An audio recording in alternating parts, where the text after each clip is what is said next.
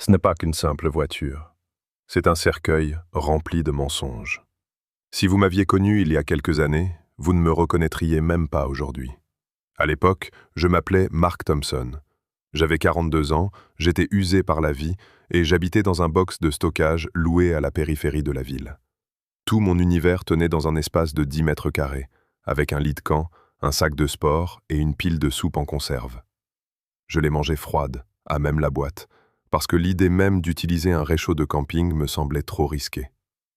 Le grésillement du néon au-dessus de ma tête était le seul son qui m'accompagnait la plupart des nuits, un rappel constant de ma déchéance. Je me répétais que c'était temporaire, une semaine, peut-être 2. Mais honnêtement, je ne savais pas si je m'en sortirais un jour. Aujourd'hui, des années plus tard, je me réveille dans une maison pleine de chaleur et de rire, avec l'odeur du café qui s'échappe de la cuisine. Je possède une entreprise qui marche mieux que je ne l'aurais jamais cru possible. Mon nom figure sur des contrats, gravés sur des portes vitrées. Mes enfants vivent avec moi, ils sont heureux, équilibrés, en sécurité. Les gens qui me voient aujourd'hui pensent que j'ai toujours été cet homme-là, sûr de moi, stable, accompli. Ils ne voient pas les nuits que j'ai passées seul, à serrer de vieilles photos contre moi, en me demandant si ma vie n'était pas déjà finie. Le chemin parcouru entre ce box et cette vie me semble irréel, comme un conte de fées. Pourtant, je raconte mon histoire, parce que quelque part, dehors, quelqu'un est encore coincé dans son propre box de stockage, persuadé d'avoir atteint le bout du rouleau. Je veux qu'il sache que parfois, toucher le fond n'est pas une fin en soi, c'est une porte.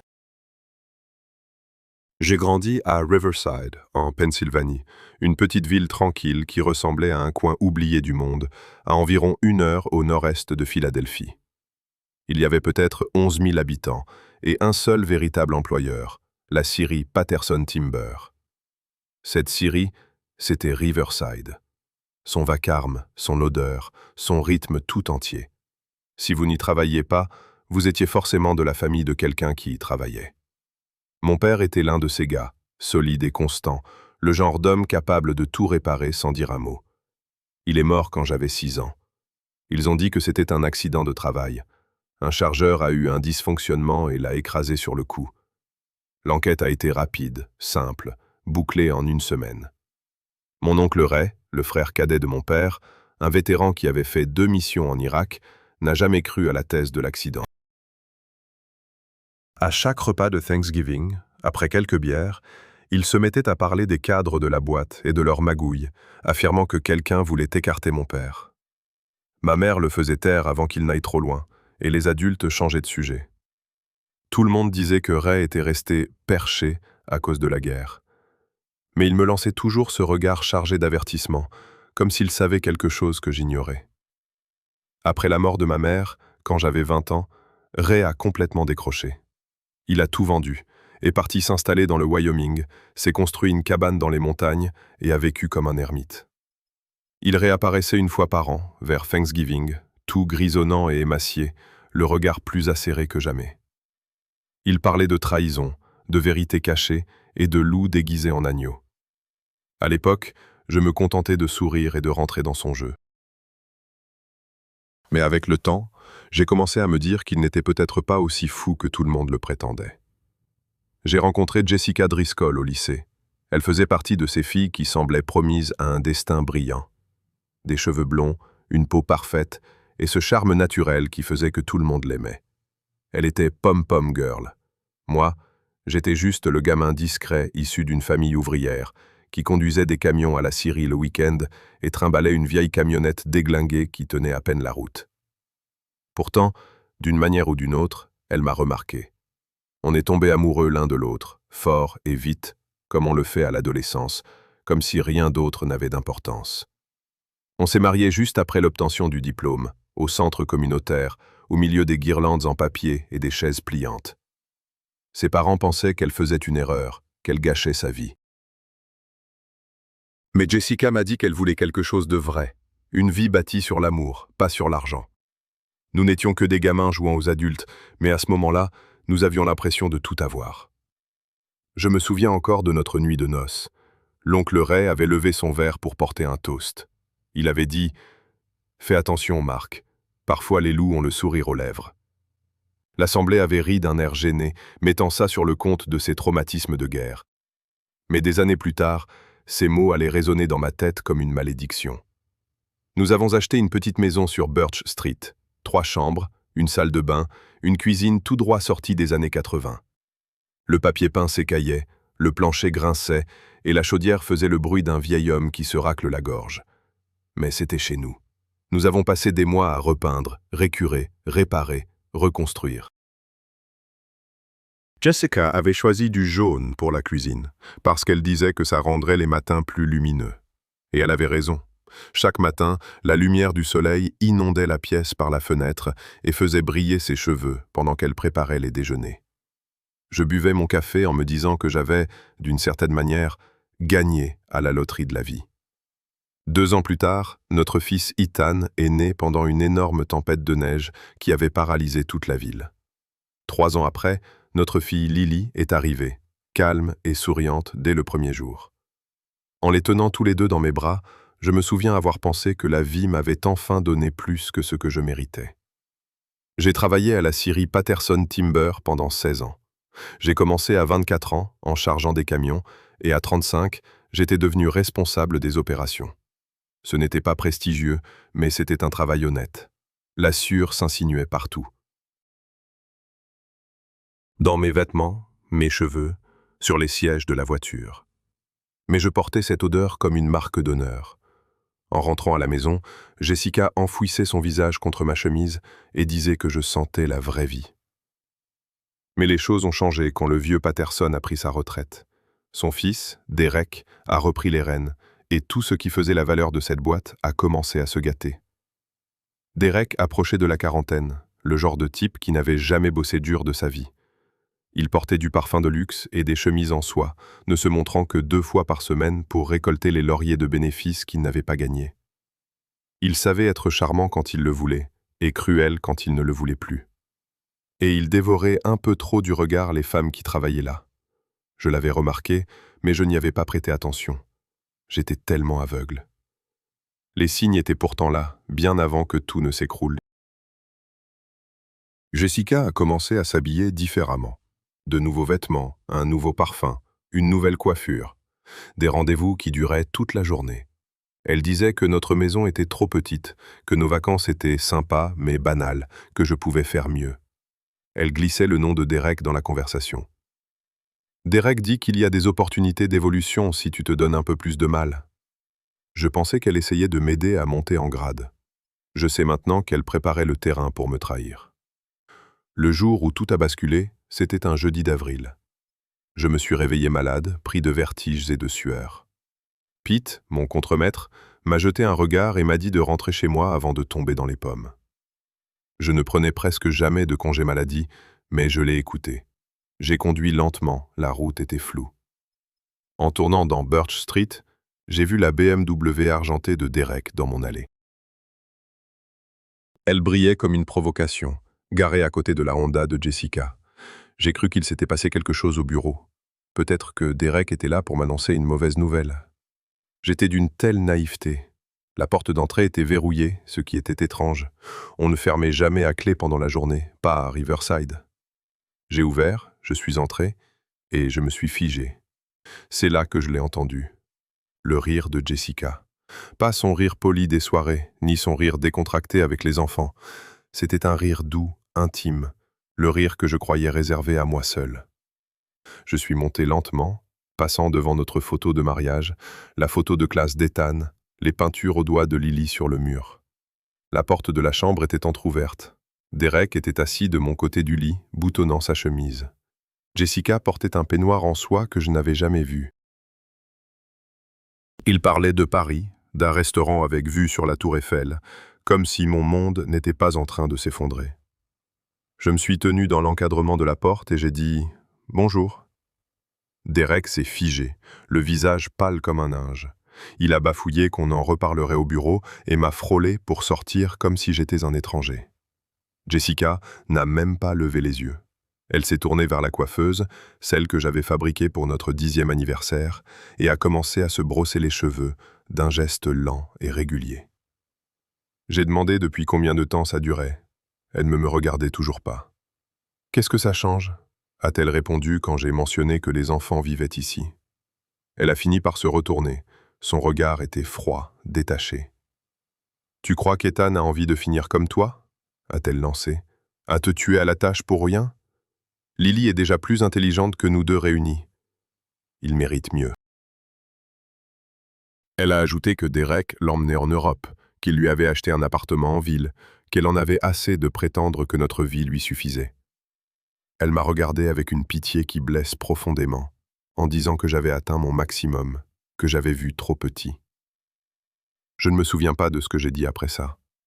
Je me rappelle le bruit de la brosse tombant au sol. Je me rappelle le silence, pesant et définitif. Je suis sorti dans la fraîcheur du soir, et j'ai compris que tout ce que je croyais réel avait disparu.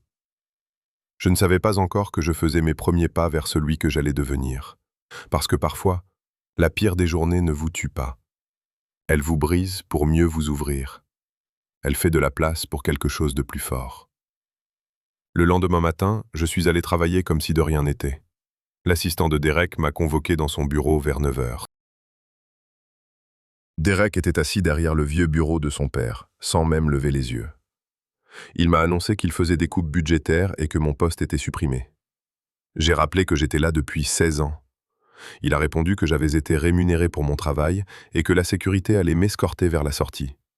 Je pouvais signer l'accord et toucher 2 semaines d'indemnité ou partir sans rien.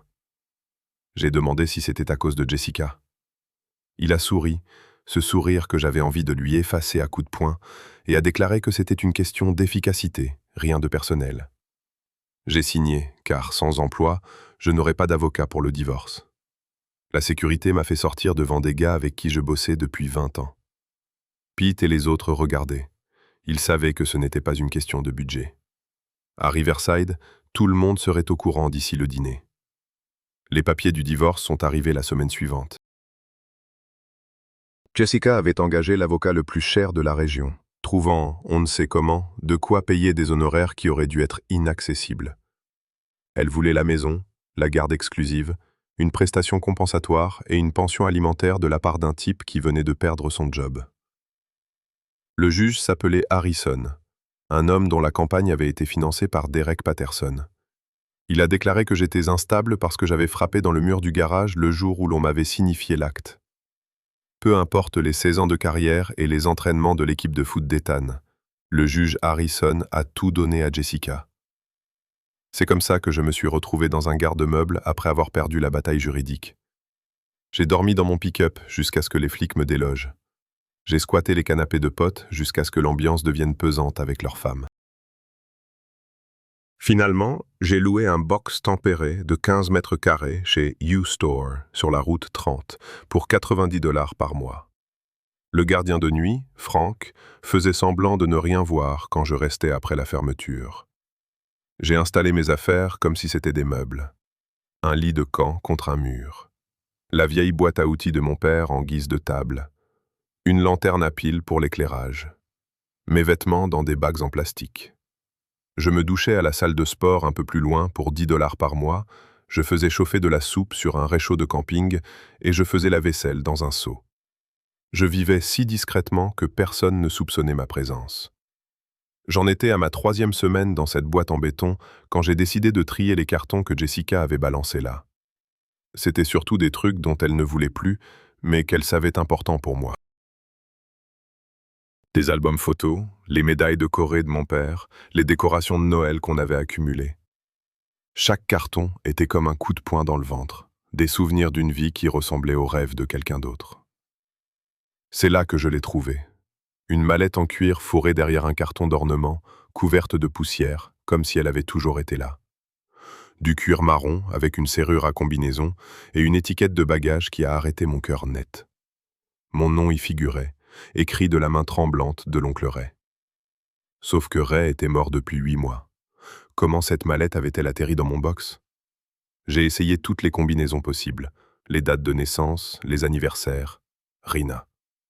Finalement, j'ai pris un tournevis et j'ai forcé la serrure jusqu'à ce que le métal cède. La mallette s'est ouverte d'un coup, le bruit résonnant contre les murs de béton. À l'intérieur, il y avait du liquide. Des liasses de billets de 100 dollars sous banderole bancaire. Je les ai comptés 3 fois parce que mes mains tremblaient trop. Je perdais sans arrêt le fil. 50 000 dollars. Plus d'argent que je n'en avais jamais vu ailleurs qu'au cinéma. Mais c'est la lettre glissée dessous qui a tout changé. L'écriture brouillonne de Ray sur du papier jaune à lignes. Elle commençait ainsi. Marc, si tu lis ceci, c'est que tu as tout perdu. Tant mieux. On ne peut pas reconstruire tant que les fondations ne sont pas déblayées. Cet argent n'est pas de la charité, c'est de quoi voyager pour ce que tu as à faire ensuite. Roule jusqu'à ces coordonnées dans le Wyoming. Gare-toi devant le portail rouillé sur Wolf Ridge Road. Marche vers l'est pendant 3 kilomètres jusqu'à ce que tu trouves le rocher en forme de visage. Derrière se trouve la vérité sur la mort de ton père. La lettre continuait. Ray écrivait qu'il savait que tout le monde le prenait pour un fou, mais que fou, c'est juste le nom qu'on donne aux gens qui voient ce que les autres refusent de voir. Il disait que mon père n'était pas mort dans un accident à la Syrie. Il avait été éliminé par Patterson Senior. Parce que papa refusait de vendre sa part des droits miniers. Ces droits valaient des millions aujourd'hui, et ils m'appartenaient. Ray avait passé 40 ans à rassembler des preuves, bâtissant sa propre fortune grâce à sa part des droits, attendant le moment opportun. Mais le cancer l'avait rattrapé, et il ne vivrait pas assez longtemps pour voir la justice triompher. C'était mon boulot, désormais. Le chalet dans le Wyoming contenait tout ce dont j'avais besoin. Des documents, des enregistrements, des photographies. Et même des surprises concernant Jessica. Il me prévenait de ne faire confiance à personne, surtout pas à la famille, car mon cousin Denis était à la botte de Patterson depuis des années. La lettre se terminait en disant que mon père serait fier de l'homme que j'étais devenu, même si cet homme dormait dans un garde-meuble. C'est parfois quand on est au plus bas qu'on voit le mieux les étoiles. Fais-leur payer ce qu'ils nous ont pris. Les coordonnées pointaient vers un endroit proche de Yellowstone, dans le Wyoming, une région sauvage où Ray vivait en ermite depuis qu'il avait quitté la Pennsylvanie des décennies plus tôt. Je suis resté assis sur ce lit de camp, tenant 50 000 dollars alors que mon ventre criait famine. Cet argent pourrait me payer un appartement, un avocat, peut-être me permettre de me battre pour la garde partagée de mes gosses. Ça pourrait régler tous mes problèmes immédiats. Mais les mots de Ray sur le meurtre de mon père tournaient en boucle dans ma tête. Quelle vérité m'attendait là-bas? Quelle surprise sur Jessica? La décision n'en m'était pas vraiment une. Le lendemain matin, j'ai acheté un pick-up Ford d'occasion pour 7 000 dollars en liquide à un concessionnaire pas trop regardant. Je l'ai chargé de matériel de camping, de provisions, assez de nourriture pour une semaine de route. Je n'ai dit à personne où j'allais, parce qu'il n'y avait personne à qui le dire. Mes enfants n'avaient pas le droit de me contacter. Mes amis avaient choisi leur camp lors du divorce, et je ne faisais pas partie de l'équipe gagnante. Avant de quitter la Pennsylvanie, je suis passé devant la maison de Birch Street une dernière fois. Le vélo d'Ethan était dans l'allée. La fenêtre de la chambre de Lily avait de nouveaux rideaux violets à la place des roses qu'elle avait choisis avec moi. La voiture de Jessica n'était pas là, probablement garée devant l'appart de Derek en centre-ville. La vie que j'avais bâtie continuait sans moi, comme si je n'avais jamais existé. Le trajet jusqu'au Wyoming m'a pris 4 jours de conduite intensive, ne m'arrêtant que pour l'essence et quelques heures de sommeil sur des aires de repos. Les coordonnées m'ont enfoncé loin dans la nature sauvage, là où le bitume laisse place au gravier, puis à de simples pistes. Le chemin de Wolf Ridge était indiqué par un panneau rouillé, criblé de balles. Le genre d'endroit où le GPS rend l'âme et vous fait comprendre que vous ne pouvez plus compter que sur vous-même. Le portail dont Ray m'avait parlé était plus rouillé que rouge, fermé par une chaîne épaisse et un cadenas. Il s'est ouvert avec la clé que Ray m'avait donnée à Thanksgiving, 1 an avant sa mort. Derrière, la route s'effaçait. Je me suis garé et j'ai commencé à marcher vers l'est en utilisant la boussole de mon téléphone, jusqu'à ce que lui aussi perde le signal. La forêt était si dense que la lumière du soleil atteignait à peine le sol. Au moindre bruit, je sursautais. J'étais en terre de loup, absolument seul. Le rocher, en forme de visage, trônait dans une clairière à exactement 2 milles du portail. Enfin, d'après mon compte de pas. Il était massif, peut-être 5 mètres de haut, et sous le bon angle, on aurait vraiment dit un profil. Derrière lui, dissimulé par des broussailles envahissantes, se trouvait un sentier qui menait, une centaine de mètres plus loin, à une cabane qui n'aurait pas dû exister. Ce n'était pas une masure de zermite délabrée, c'était une structure moderne avec des panneaux solaires sur le toit, une antenne satellite et même un générateur qui ronronnait discrètement derrière un abri. La porte était en acier renforcé. Elle s'est ouverte avec une autre clé du trousseau de Ray. L'intérieur ressemblait à un mélange entre un studio de vie et une salle des scellés de la police. Un mur entier était couvert de photographies, de documents et de coupures de presse remontant à 40 ans. Un autre mur accueillait des classeurs, chaque tiroir étiqueté par année et par sujet. Sur un bureau trônaient 3 grands écrans d'ordinateur et un équipement de surveillance qui avait dû coûter des dizaines de milliers de dollars. La première chose que j'ai vue, c'est la photo de mon père. Jeune et souriant, la trentaine environ, debout à côté du vieux Patterson à la scierie. Il tenait des papiers, se serrait la main, l'air heureux tous les deux.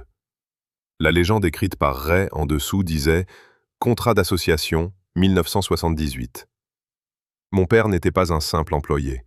Il était l'associé de Patterson, son égal. Les documents racontaient toute l'histoire, pièce par pièce. Mon père, Daniel Thompson, avait hérité des droits miniers de mon grand-père. Il s'est avéré qu'il dormait sur l'un des plus grands gisements de gaz naturel de l'Est de la Pennsylvanie. Patterson Senior avait besoin de ces droits pour développer son affaire. Papa avait accepté un partenariat au lieu de simplement vendre, parce qu'il voulait garder un certain contrôle. Puis j'ai vu les rapports de police de 1984. Accident du travail à la scierie Patterson. Daniel Thompson, écrasé par une chargeuse à bois qui, tenez-vous bien, avait été victime d'une défaillance mystérieuse. L'enquête, une plaisanterie, classée en 1 semaine sans aucune vraie réponse. Mais Ray avait déterré la vérité au fil des décennies. Les registres d'entretien montraient que la chargeuse avait été révisée la veille de l'accident. Patterson avait souscrit une police d'assurance sur mon père à peine 2 mois plus tôt pour un demi-million de dollars. Il y avait le témoignage d'un ouvrier, aujourd'hui décédé, qui avait vu Patterson et mon père se disputer violemment au sujet d'une vente totale des parts, quelques jours seulement avant l'accident. Ray avait même trouvé des relevés financiers prouvant que Patterson perdait de l'argent à vue d'œil et qu'il avait désespérément besoin de ses droits miniers pour obtenir des prêts. Mais ce n'était même pas le plus gros choc qui m'attendait dans cette cabane. Il y avait un dossier marqué JD dans l'un des classeurs. À l'intérieur, des photos qui m'ont glacé le sang. Jessica a 16 ans avec Derek Patterson, qui devait en avoir 36 à l'époque. D'autres photos au fil des ans, toujours prises de loin, toujours avec la précaution de ne pas être vues. Puis des documents bancaires qui m'ont terrassé. Un compte au nom de jeune fille de Jessica, ouvert quand elle avait 17 ans, avec des dépôts mensuels réguliers provenant d'une certaine Patterson Holdings LLC, une société écran. Les dépôts commençaient à 500 $ par mois et augmentaient avec le temps. Ils n'avaient jamais cessé. Pendant nos premiers rendez-vous, notre mariage, la naissance de nos enfants. Chaque mois, depuis plus de 20 ans, Jessica recevait de l'argent. Le matériel d'enregistrement contenait des dizaines de fichiers audio, tous datés et soigneusement étiquetés. J'ai cliqué sur l'un d'eux, datant d'il y a 3 ans. La voix de Ray, vieille mais claire, donnait le redatage. Puis la voix de Jessica, impossible de s'y tromper, parlant à Derek. Elle se plaignait de sa vie de femme au foyer, demandait combien de temps elle allait devoir continuer à jouer la comédie. La réponse de Derek m'a donné envie de vomir. Il disait que tant qu'ils n'auraient pas réussi à me pousser à faire quelque chose d'exploitable devant un tribunal, ils avaient besoin que je sois discrédité, pas seulement divorcé. Un autre enregistrement de l'année dernière montrait Jessica admettant qu'elle était mariée avec moi depuis 15 ans et qu'elle oubliait parfois qu'elle faisait semblant de m'aimer. Derek lui rappelait, froid comme la glace, que les enfants étaient leur police d'assurance. Je ne me battrais jamais vraiment s'ils étaient au milieu. Et une fois que je serais complètement brisé, vraiment anéanti, les droits miniers reviendraient à mon plus proche parent, mon ex-femme, avec la garde exclusive. Elle les contrôlerait jusqu'à la majorité des enfants, donnant à Derek un accès total à tout. Je suis resté assis dans cette cabane pendant des heures, regardant toute ma vie se réorganiser comme un puzzle que j'aurais regardé à l'envers depuis le début. Jessica n'avait pas cessé de m'aimer. Elle ne m'avait jamais aimé. Elle avait été placée sur ma route à dessein. À l'époque, elle n'avait que 17 ans, une adolescente sous l'emprise d'un homme qui avait plus de 2 fois son âge. Tout notre mariage n'était qu'une imposture. Mes enfants étaient nés dans le seul but de servir un plan à long terme visant à me dépouiller de mon héritage. La femme en qui j'avais eu toute confiance, avec qui j'avais construit une vie et fondé une famille, n'était qu'une actrice jouant un rôle pour de l'argent. Les documents financiers étaient proprement hallucinants. Les droits miniers que mon père avait toujours refusé de vendre valaient désormais environ 6 millions de dollars, portés par le boom du gaz naturel. Ray percevait discrètement les redevances sur sa part depuis 40 ans. Il avait vécu comme s'il n'avait rien, tout en se bâtissant secrètement une fortune. Chaque centime était documenté, chaque transaction était légale et traçable. Selon le testament que j'avais déniché dans le tiroir du bureau, chaque sou m'appartenait désormais. Mais Ray avait été plus malin que de simplement amasser de l'argent et des preuves. Il avait monté un dossier juridique complet, capable de rayer Patterson Timber de la carte. On y trouvait des violations environnementales documentées remontant à plusieurs décennies, des stratagèmes d'évasion fiscale via des comptes offshore, des preuves de corruption de fonctionnaires locaux, y compris le juge Harrison, celui-là même qui s'était occupé de mon divorce. La preuve que Derek avait couvert des manquements aux règles de sécurité au travail ayant entraîné des morts. Les preuves étaient accablantes. Un travail de fourmi, rassemblé méticuleusement sur 40 ans, comme une arme chargée n'attendant plus qu'on appuie sur la gâchette. Le dernier fichier sur l'ordinateur était un message vidéo de Ray lui-même, enregistré quelques semaines seulement avant sa mort. Il ressemblait à un squelette, dévoré par le cancer. Mais son regard était vif et lucide. Dans la vidéo, Ray s'excusait de ne pas m'avoir mis au courant plus tôt. Il expliquait que les Patterson l'avaient surveillé pendant toute sa vie d'adulte. S'il était venu me voir avant, il l'aurait su et aurait tout étouffé. Il avait besoin que je commence par tout perdre, car alors, ils se croiraient victorieux et relâcheraient leur surveillance. Désormais, je pouvais riposter sans risque. L'argent était à moi, d'origine légale et propre. Mais ce que je ferais de ces preuves ne dépendait que de moi. Je pouvais prendre l'argent et disparaître, refaire ma vie ailleurs. Ou je pouvais finir ce que mon père avait commencé et les faire tous tomber. Dans les 2 cas, les Patterson étaient perdants. J'ai passé 5 jours dans cette cabane, à copier chaque fichier sur plusieurs disques durs, à mémoriser les documents, à prendre la pleine mesure de ce que la famille Patterson avait commis.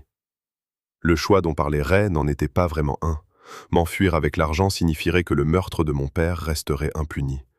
Cela signifierait que mes enfants grandiraient en croyant que leur père était un raté qui les avait abandonnés. Cela signifierait que Jessica et Derek s'en tireraient à bon compte après avoir brisé ma vie dans le cadre d'un plan échafaudé avant même ma naissance.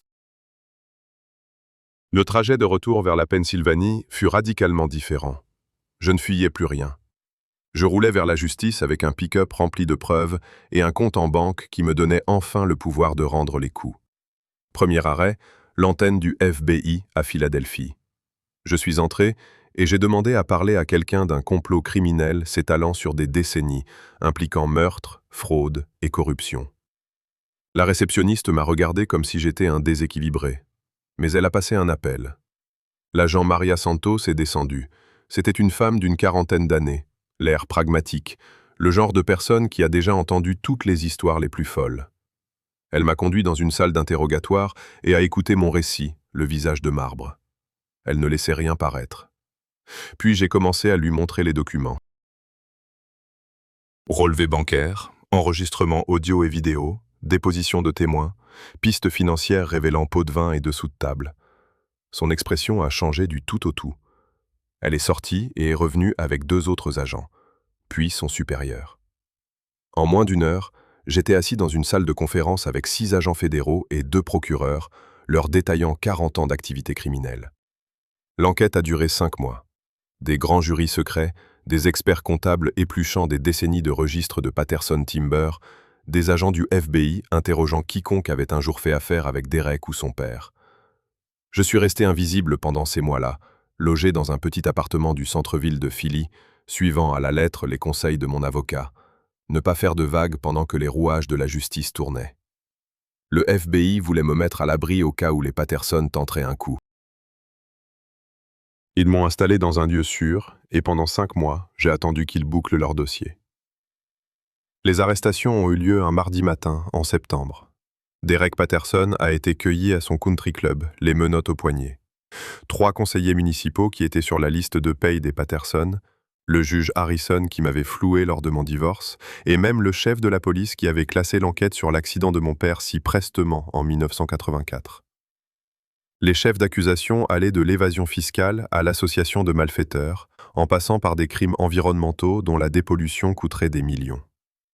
Ils n'ont pas pu engager de poursuite pour le meurtre de mon père, car Patterson Senior était décédé depuis des années. Et ils n'ont pas pu prouver que Derek était au courant à l'époque. Mais Derek allait payer pour avoir entretenu la dissimulation, et pour tout le reste de leurs agissements. L'arrestation de Jessica, c'était autre chose. Ils l'ont cueillie à l'école primaire de Lily, à l'heure de la sortie. Elle m'a appelé depuis la prison quelques heures plus tard. C'était la première fois que nous nous parlions en 6 mois.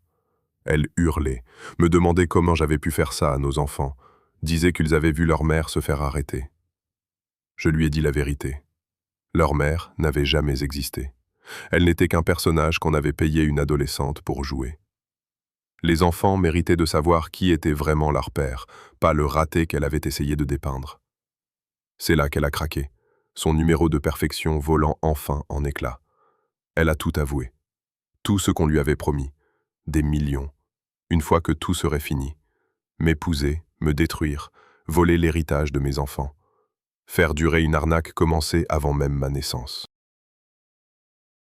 La femme que j'avais aimée pendant plus de 20 ans, celle dont je croyais qu'elle m'aimait en retour, a confessé qu'elle touchait des paiements depuis ses 17 ans. Pour m'approcher au lycée, m'épouser dès la fin des études, faire des enfants, tout était planifié pour que les Patterson finissent par contrôler les droits miniers que mon père était mort en protégeant. Le procès a fait la une de la presse nationale. On lisait en titre « Chute d'une dynastie forestière » et « Meurtre et conspiration sur des décennies ». Derek a pris 15 ans de prison fédérale. Jessica a pris 5 ans, mais elle n'en ferait probablement que 2 pour bonne conduite. Les autres complices sont tombés comme des dominos, chacun faisant la course pour négocier et témoigner contre les autres. Mon cousin Denis, celui contre qui Ray m'avait mis en garde, a pris 3 ans pour les avoir aidés à pister les activités de Ray.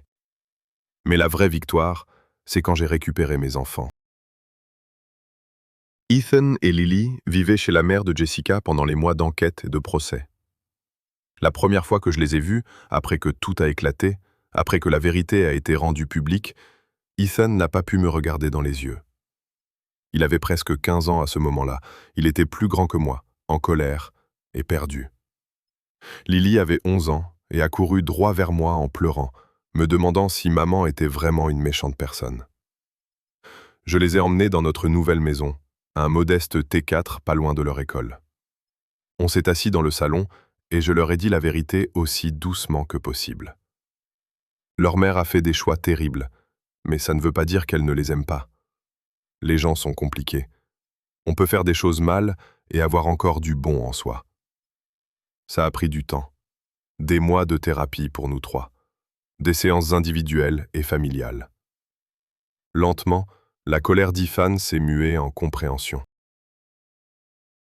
Il a commencé à poser des questions sur ce grand-père qu'il n'avait jamais connu, sur ce qui s'était vraiment passé, sur l'homme que j'étais vraiment, au-delà de la version que Jessica lui avait montrée.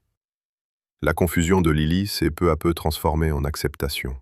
Nous avons trouvé notre rythme en tant que famille d'un genre nouveau, une famille bâtie sur une honnêteté totale plutôt que sur des mensonges confortables. Je n'ai jamais dénigré Jessica. Pour eux, malgré tout, elle restait leur mère. Mais ils connaissaient la vérité, désormais. J'ai utilisé l'argent de Ray pour fonder la Thompson Timber Company. J'ai embauché Pete et tous les bons ouvriers de Patterson Industries qui avaient été licenciés quand l'entreprise s'était effondrée pendant l'enquête. Je leur ai donné de meilleurs salaires, l'intéressement aux bénéfices, un vrai respect et des normes de sécurité. L'entreprise a grandi plus vite que prévu. Il s'avère que quand on traite bien les gens et qu'on gère les choses honnêtement, le succès suit. Le box de stockage où j'ai vécu m'appartient toujours. Je lâche les 90 dollars chaque mois et parfois j'y vais juste pour m'asseoir et me souvenir. Franck, le gardien qui faisait semblant de ne pas voir que j'aboutais là, est maintenant mon chef de la sécurité. Il m'a dit un jour que se rappeler d'où l'on vient empêche de perdre de vue où l'on va. L'oncle Ray avait raison. Surtout, en fait. Parfois, il faut tout perdre pour enfin voir la vérité qui était cachée dessous. Mon père est mort en refusant d'abandonner ce qui lui appartenait, et il a fallu 40 ans pour que la justice se manifeste. Ray a vécu comme un ermite dans les bois, accumulant secrètement des preuves et de la richesse, renonçant à toute chance de vie normale pour s'assurer que la vérité finirait par éclater. Et moi, je suis passé de la soupe froide dans un box de stockage à un héritage de 6 millions de dollars et à la tête d'une entreprise prospère. Mais la vraie richesse, ce n'est pas l'argent.